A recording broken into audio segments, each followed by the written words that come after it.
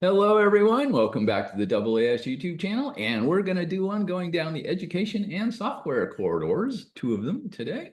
And I am very happy to have Kevin Lee with us today. Hello, Kevin. Hello, good afternoon. Good afternoon on this August 21st of 2024 as we record this. And Kevin, what's your geolocation? Where are you located at? I am in Lincoln, Nebraska. Lincoln, Nebraska. Awesome. I visited there once. I was probably must have been around 19 or so. And I came through there in a January. It was really lovely. Very cool. So is summer still happening in Lincoln, or have we moved into the fall a little bit?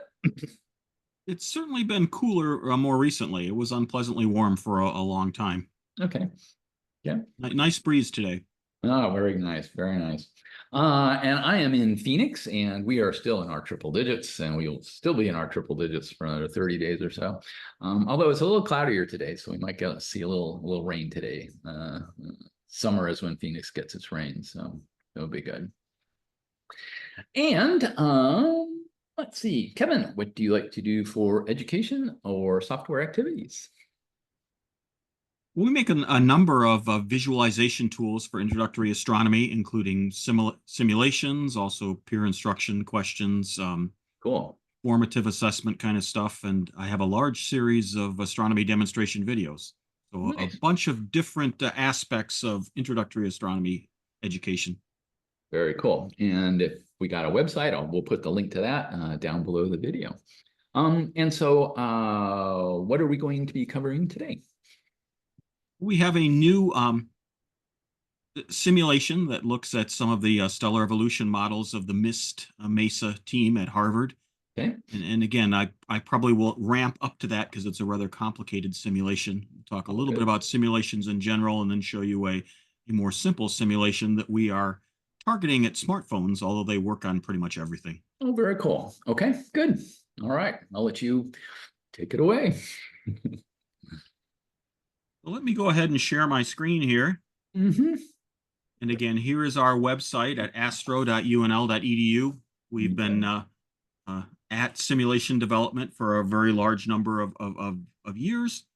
And I think it's very important. A very important aspect of this is that many of the things we talk about in astronomy are quite foreign to students. So Okay. if we can let them visualize and develop a mental model of these things, that's really kind of a first step in them understanding these kind of things. Nice. And Good. computer simulations are very visual. They're dynamic and that things are moving and changing. And we actually allow students to play with the input parameters to these simulations and come to an understanding of the system and how they can change things in certain ways. Good. Good. Uh, Way better than a static picture, right? Probably the prototypical example of this is an eclipsing binary simulator where Yeah. you see the two stars going around each other like this, and Yeah. you play with the masses, the surface temperatures, the sizes, and maybe even the eccentricity. Cool. And I think there's been a simulation that does that on the web for more than 25 years, because before Mhm. I started making them, there was someone else's that I used that did that. Okay. And we can ultimately get to the point where students play around with it enough that we can actually ask them, what do you think is going to happen if you change this? And Aha. that's a Okay. really good way to test their understanding of the system. And Right. then when they make that change, they make a prediction, they make the change, and they actually get some immediate feedback by seeing it in the simulation. Very good. Yeah, that's especially in a classroom scenario, really good to get that interactive dynamic going. Right. So let me move over here to HTML5 and smartphone sims. And Okay. again, everything I'm going to show you is on our website today, and it is programmed in HTML5, so it works on pretty much everything. And Yes. although we are aiming them at smartphones, they certainly don't have to be used on a smartphone in any way. Okay. Okay. Good. Yeah, that opens up some options for instructors. Uh-huh.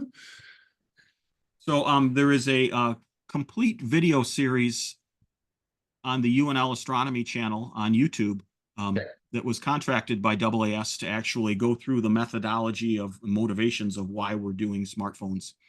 So it's called Okay. Smartphones in the Astronomy Classroom. And Very again, that's nice. another link you might provide with this Well, video.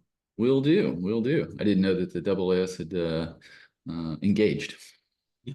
So keep in mind that our college students today have had a smartphone in their pocket every day of their adult lives, and they are Yeah. just incredibly devoted to these tools that are their way of interacting with the outside world. So I Mhm. think if we can deliver science content on these things that they so love, that it's really a unique opportunity for us to forge some connections. Um, Yeah. Again, we've got to kind of get our curriculum at a good enough state where instructors would see the positive benefits of using these as opposed to the distractions, because there's always going to be a few students who are going to play around on these things. Absolutely. Absolutely. But yeah, I like this. It's pretty good. So let me go ahead and just pop one up, but I'm going to show you a little more simple tool first before we move to something a little more complicated here. Okay. Simple is always good to start. Why didn't that work? Link in new tab. Oh, because it's behind your screen here. There we go. Okay, I There didn't we catch go. on to that. Okay. So this is a simulation that looks at star trails, um, Okay. apparent motions of stars in the sky due to the rotation of Earth. And I Yep. think just about everybody teaches this stuff. And Indeed. one of the things that we're very committed to is actually embedding questions in the simulation so that an instructor can very easily say, let's assign question 1A, 1B, and there's usually a bunch of Oh, questions here, got as it. well as certainly Oh, use their own questions as well. But let cool. me start here by animating this, and I'm going to Lincoln is 41, but let's go to 40, which is a mid to northern hemisphere latitude. And Yep. let's animate this, and we can question students what's happening now, and they'll say things like, well, these stars are rising in the east. Oh, nope. And we could move over here and see that they're setting in the west. Very good. We could go into Cool. details about the angle here being the complement of latitude if we Uh-huh. wanted Uh-huh. to. 40 plus 50. No. And let's move over here to the north.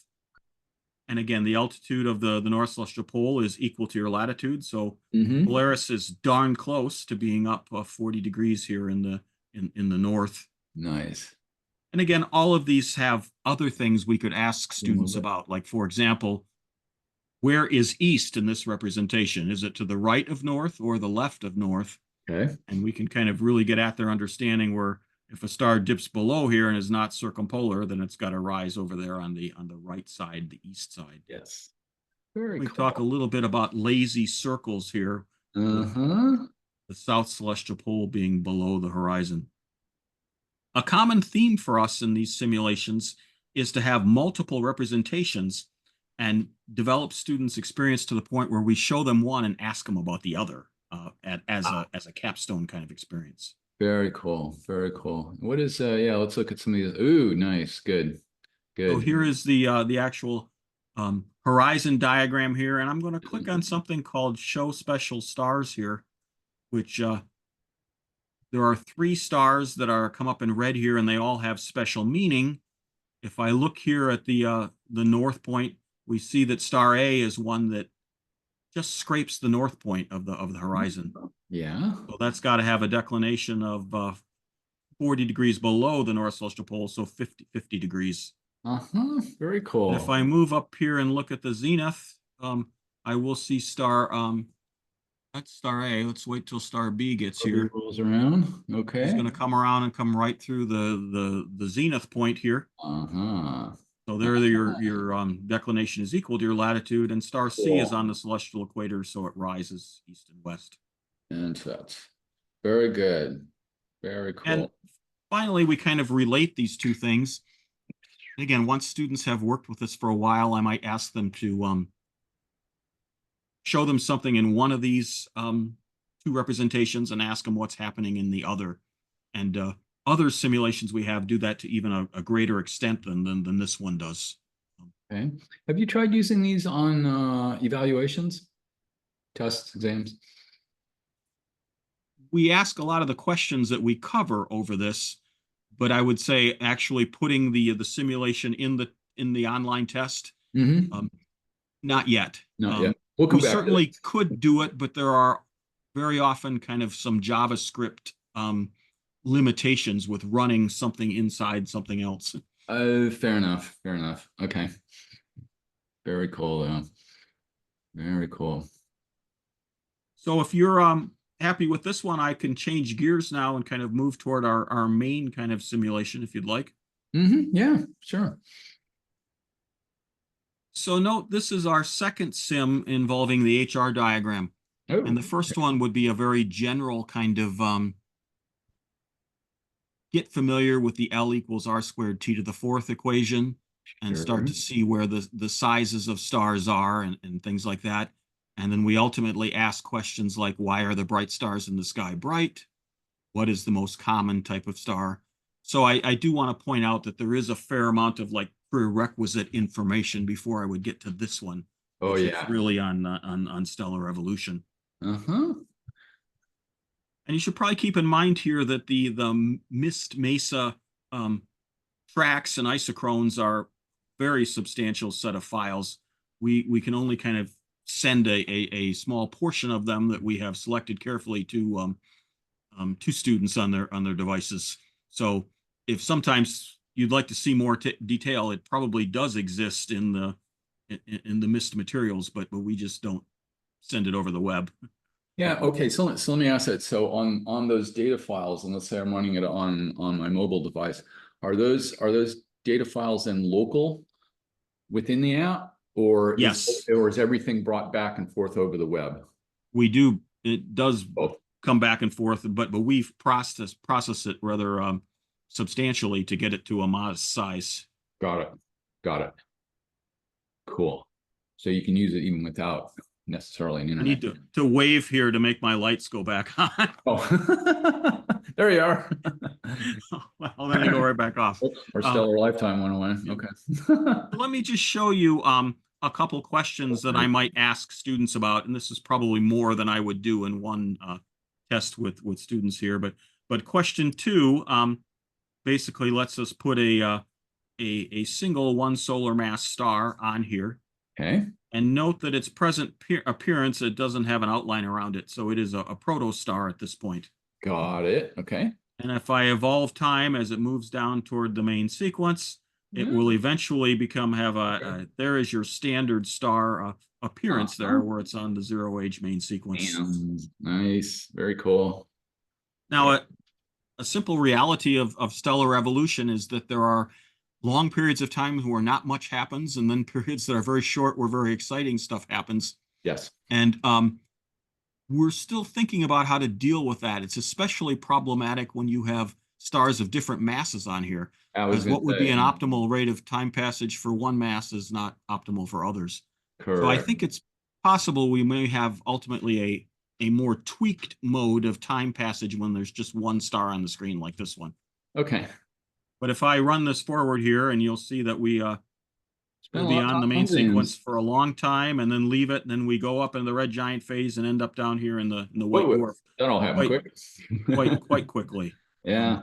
So we don't get all of the details that you would get like in a textbook evolutionary path Not diagram. yet. Okay. Very cool. I see. Uh-huh.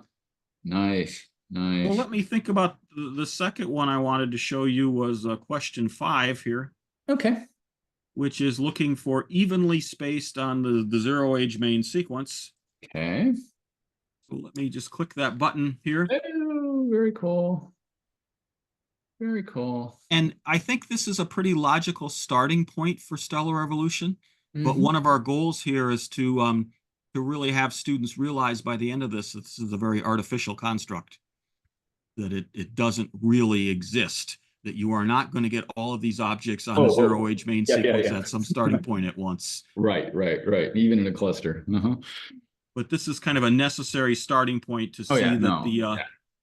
Pedagogically, it's great. uh, And there we uh, go. uh, There we go. There we go. Boom, boom, boom.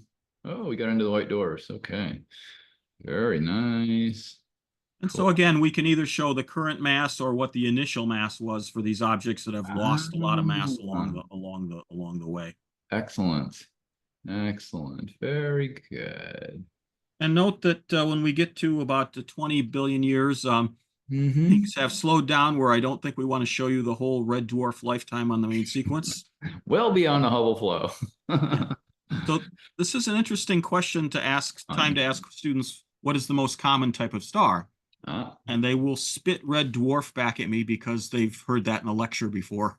okay. And so I can say, is that consistent with what we're seeing here? And they will kind of slowly come around to that point that, yeah, that these red dwarfs are incredibly long lived, which is one of the reasons that there's so many of those kind of. Very cool. Very good. And Let me jump here to question 7, okay. which asks me to put up a cluster with about 2,000 stars in it, which is quite a Ooh, few here. yeah. Okay. I'm with you. And again, students like to see it evolving, and you can certainly see how the stars get to the main sequence at different rates here. Very nice. Beautiful. Beautiful. So that's pretty exciting to watch when you get that many stars.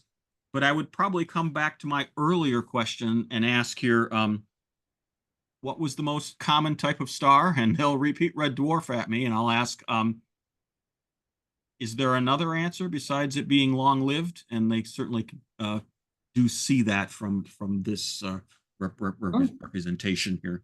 Uh-huh. Very cool. Very cool. And what do maybe you'll get to it. What do like show isochrone and show isochrone lines? What do those do? Yeah, let me do one more, and then I'll get to the Okay. isochrone here. Okay. That question 8 allows me to look at evenly spaced. And so here is I would come back to this idea of, do high mass stars and low mass stars ever exist Got at it. the same time? Okay. And it's kind of an interesting thing to note that by the time these low mass ones get to the main sequence, Mm-hmm. that the high mass stars are gone already. I'm gone. And again, we've got white dwarfs before those have ever gotten to the zero age main sequence. Okay. Okay. Cool. Yes. So That's even though we typically say that stars in a cluster are really a controlled experiment in astronomy to compare stellar evolution, right. we're bending the truth a little bit when we say they're all the same age. They probably started collapsing at the same time. But, Yes, if they all started from the same cloud, but yes, yes. Yep. And that's if there's only one. Yep. So let me kind of move here toward 12, and okay. this is kind of gently getting back, getting at isochrones, so evenly spaced with about 20 here. And if I turn on the isochrone feature, I basically ask students at this point in the question, let's look at my exact wording here. What is an isochrone? I Fair mean, enough. is this kind of self-explanatory that if I run this and we see how these objects of different mass are all shown at this same time, and this curve kind of shows where these things of different mass are located. So I rather than tell them, I kind of think this is an area where they can figure it out for themselves and maybe verbalize it to each other. Oh, that's a good idea. Yeah, yeah. Groups. So let me finish up here. Here's the last one, which is question 13. Okay. And we are more and more kind of using these setup buttons, and that we don't want to give them long-winded directions about how to put this in a certain How to state. get it set up, right? Yeah. Yep. So I just click that button, and that is putting right here. I have a 0.5, a 1 solar mass, a 5, a 6, a 6.2, and a 6.4. And we ultimately want to look at the isochrone of approximately 75 million years. Okay.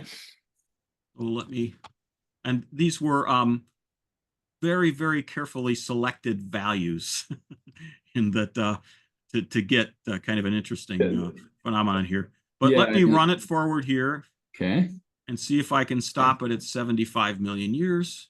Okay, very good. Yes, yes. Much here.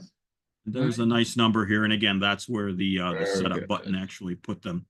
And so this is kind of an interesting system now. If I ask students to tell me what are the state that these given masses are in, and they see still a protostar here for half solar mass, Uh-huh. a main sequence sun-like star, a star that's just about to leave the main sequence, something that's gone up to the red giant branch, Indeed it has. something that's come over and been a yellow giant and going up toward the red giant branch and even bigger a second time, and Yes. something that's here in the white dwarf stage that's lost quite a bit of mass. Mm-hmm. Yeah, those masses, maybe CO. Uh-huh. So I would say that I think Cool. this is an incredibly powerful tool. What Yes. percentage of mist and mesa we can reap at the 100 level is not completely clear. We can do too much more than this, but Mm-hmm. I'm sure this tool will kind of and our use of it will evolve over time um, as we get a better handle on what students are getting from it and what they're not getting. Yeah, very cool. And of course, these are all free, so people should give them a try. Instructors should give them a whirl. See if it'll help their courses. So very cool. I like it.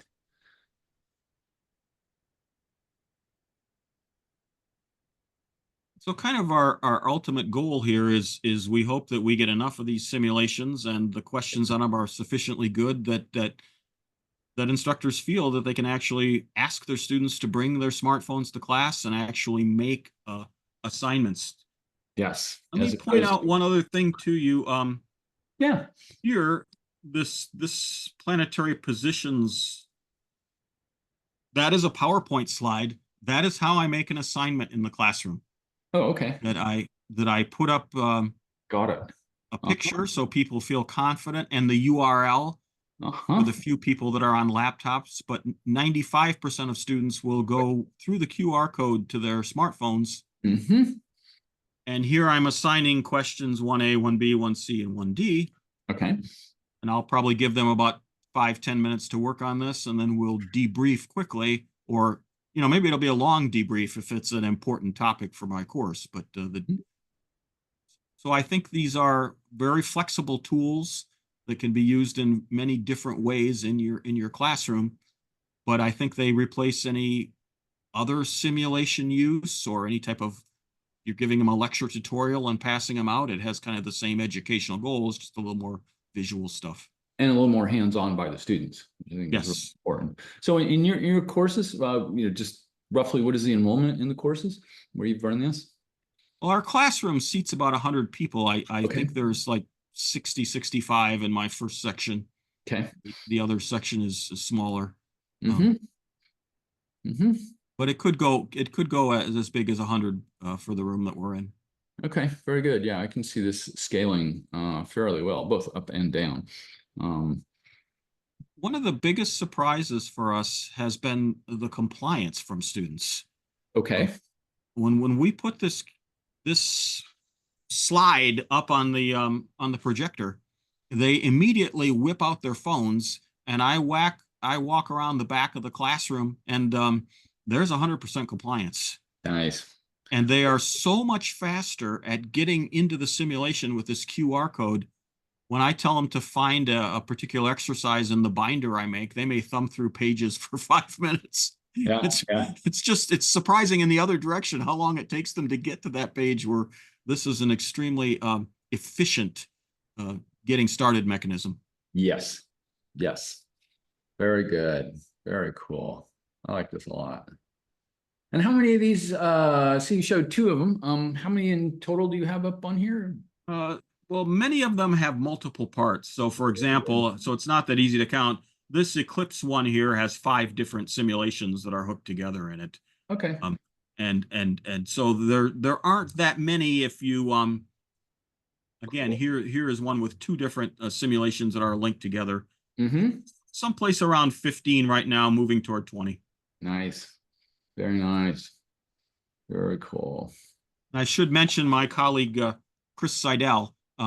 I do most of the dreaming up of the simulations and the design and things like that, but he does the Okay. heavy lifting on the programming, or I would, or we'd still be on simulation 2.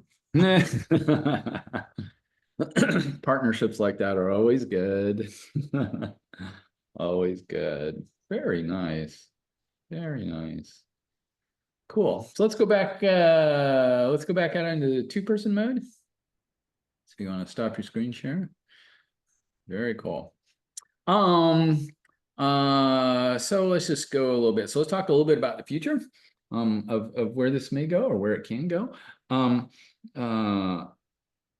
Do you have a mechanism for instructors, educators, to give some feedback, to give some ideas of what might make things a little better? Have you heard stuff from your students on, oh, I wish it did this, or I wish it did that, and so on? I think all of those are true. We did send these out rather early in the game to a few close collaborators because NSF required it with our proposal. Okay. They said, we want you to do an early round of testing to make sure you're on the right track. Right. And it came back with all positive comments. Cool. And how long ago was this? Was this 1 year ago? 2 years we've been at it now. We're Okay. just starting year 3 of a grant. Okay. There's a rather substantial study going on this fall where we will be taking data on students and looking at some commonly used diagnostic tests in astronomy to see how they go. Right. And my colleagues, Deepika Menon from the Teachers College and Amanda Williamson from psychology, who looks more at the motivational side of this, of help me interpret these results. And cool. So hopefully we'll have some information on efficacy as well as likes and dislikes. Does it improve their attitudes towards science? Does using it on their smartphone really make them like it better? Those are the kind of things. Or retention, right? So looks good when you're doing it, but can you remember it 10 minutes later? Right? Does it stick? So yeah, no, I think this is a wonder. I think smart, at least in my opinion, the use of smartphones in the classroom for these kind of things is fairly wide open, right? There's not a lot of them. And so to the extent one can use them as learning devices as opposed to things to ban in the classroom, that's probably a pretty good thing. So yeah. No, I agree completely, and I think banning sends kind of the wrong message. Totally. I think it's important to talk about the evils of distraction and how you don't learn nearly as much, and hopefully they make the decision to pay attention to class themselves. Yes.